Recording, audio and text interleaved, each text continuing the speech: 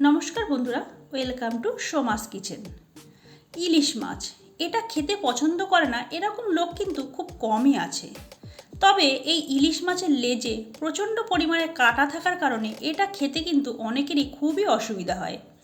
তাই আজ আমি আপনাদের দেখাবো কিভাবে কাঁটা ছাড়া ইলিশ মাছের লেজ দিয়ে ভর্তা তৈরি করতে হয়।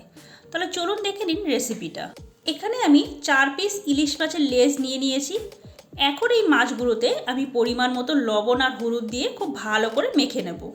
তারপর এই লবণ হলুদ দিয়ে মাখা মাছটাকে আমি 5 থেকে 7 মিনিটের জন্য ঢাকা দিয়ে রেখে দেবো।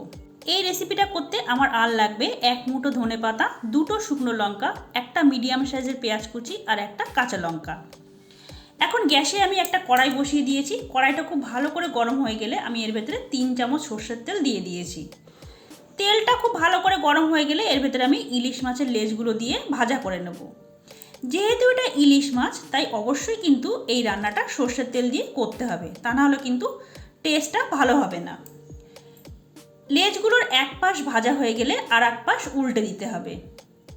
এইভাবে উল্টে পাল্টে মাছের লেজগুলোকে একটু কড়া করে ভেজে নিতে হবে। মাছের লেজগুলো খুব ভালো করে ভাজা হয়ে গেলে আমি এটাকে একটা পাত্রে তুলে নেব। তারপরে এই লেজগুলোকে একটু ঠান্ডা হতে দেব। যেহেতু এই ইলিশ মাছের লেজগুলো দিয়ে আমরা ভর্তা তৈরি করব, তাই এই মাছের লেজ থেকে কিন্তু সমস্ত কাঁটা বের করে নিতে হবে। সেই জন্য মাছের লেজগুলোকে আগে ঠান্ডা করে নেওয়া প্রয়োজন। এরপরে ওই একই তেলের ভেতরে আমি যে 2টো শুকনো লঙ্কা নিয়েছিলাম সেই লঙ্কাগুলোকে ভেজে নিচ্ছি। এখানে কিন্তু ঝালের পরিমাণটা অবশ্যই আপনারা আপনাদের টেস্ট অনুযায়ী দেবেন। ঝাল বেশি খেলে শুকনো লঙ্কার পরিমাণ অবশ্যই বাড়িয়ে দিতে হবে। এরপরে যে পেঁয়াজ কুচিটা আমি করে রেখেছিলাম সেটাকে এই তেলের ভেতরে দিয়ে ভাজা ভাজা করে নেব। তবে পেঁয়াজ কুচিগুলোকে কিন্তু খুব বেশি কড়া করে ভাজবো না, হালকা করে ভেজে নেব। এখানে পেঁয়াজটা ভেজে নেওয়ার পরিবর্তে আপনারা কিন্তু কাঁচা পেঁয়াজ দিয়েও এই রেসিপিটা তৈরি করতে পারেন। পেঁয়াজগুলো হালকা ভাজা হয়ে গেলে আমি এটাকে কড়াইয়ের ভেতরে রেখে দিচ্ছি। অন্যদিকে ইলিশ মাছের লেজগুলো আমার ঠান্ডা হয়ে গেছে। এখন এই ইলিশ মাছের লেজগুলো থেকে সমস্ত কাঁটা বেছে নিতে হবে। এই রেসিপিতে এই একটা কাজই খুবই কঠিন। যেহেতু ইলিশ মাছের লেজ থেকে কাঁটা বাছতে সময় লাগবে, তাই আমি 10 মিনিট পরে ফিরে আসছি। দেখুন ইলিশ মাছের লেজগুলো থেকে সমস্ত কাঁটা আমি সুন্দর করে বেছে নিয়েছি। এটাতে কিন্তু আর একটাও কাঁটা নেই। এখন যে 2টো শুকনো লঙ্কা আমি ভেজে রেখেছিলাম তাতে সামান্য পরিমাণে লবণ দিয়ে দিচ্ছি। আর যে কাঁচা লঙ্কাটা রেখেছিলাম সেটাকেও নিয়ে নিলাম। এখন এই লবণ দিয়ে লঙ্কাগুলোকে খুব ভালো করে মেখে নিতে হবে। লঙ্কা মাখার সময় সামান্য লবণ দিয়ে মাখলে লঙ্কাটা খুব ভালো করে মাখা যায়। এরপরে আমি এর ভেতরে দিয়ে দেব 1 চামচ কাঁচা সর্ষের তেল।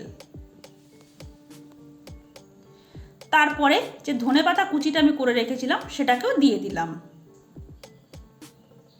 আর যে পেঁয়াজটা আমি ভাজা করে রেখেছিলাম কড়াইয়ের ভেতরে সেটাকেও এর ভেতরে দিয়ে দিলাম। এখন এই সমস্ত কিছু দিয়ে খুব ভালো করে মেখে নিলেই আমাদের ইলিশ মাছের লেজ ভর্তা কিন্তু একদম রেডি হয়ে যাবে। আর এটা কিন্তু গরম ভাতের সাথে খেতে অসাধারণ লাগে। আপনাদের কাছে অনুরোধ রইল আপনারা কিন্তু প্লিজ একবার এই রেসিপিটা অন্তত করে দেখবেন। আশা করি আপনাদের সবারই খুব ভালো লাগবে। তাহলে বন্ধুরা, আমার আজকের এই ইলিশ মাছের লেজ ভর্তা রেসিপি আপনাদের কেমন লাগলো সেটা কিন্তু অবশ্যই আমাকে কমেন্টস করে জানাবেন। আর ভিডিওটা যদি ভালো লাগে বরাবরের মতো ভিডিওটাকে একটা লাইক আর চ্যানেলটাকে সাবস্ক্রাইব করার অনুরোধ রইল। আর আপনি যদি অলরেডি আমার চ্যানেলটাকে সাবস্ক্রাইব করে থাকেন তাহলে আপনাকে অসংখ্য ধন্যবাদ। আর আপনি যদি আমার চ্যানেলের নতুন বন্ধু হয়ে থাকেন তাহলে প্লিজ আমার চ্যানেলটাকে সাবস্ক্রাইব করে পাশে থাকা বেল আইকনটা ক্লিক করে দেবেন। তাহলে আমি যখনই কোনো ভিডিও আপলোড করব সাথে সাথে আপনাদের কাছে নোটিফিকেশন পৌঁছে যাবে। সবাই ভালো থাকবেন, সুস্থ থাকবেন। দেখা হবে আগামী পর্বে। নমস্কার।